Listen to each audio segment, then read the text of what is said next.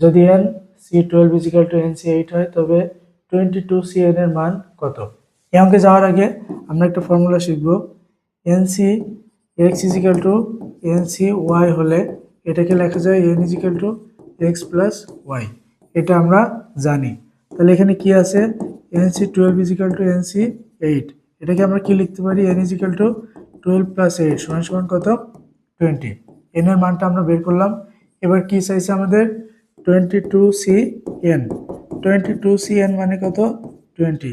এবার ফর্মুলায় ফেলে দিই আমরা সমাবেশের ফর্মুলা কি জানি? NCR is equal to n factorial by r factorial into n minus r factorial. তাহলে 22 factorial by 20 factorial into 22 minus 20 factorial.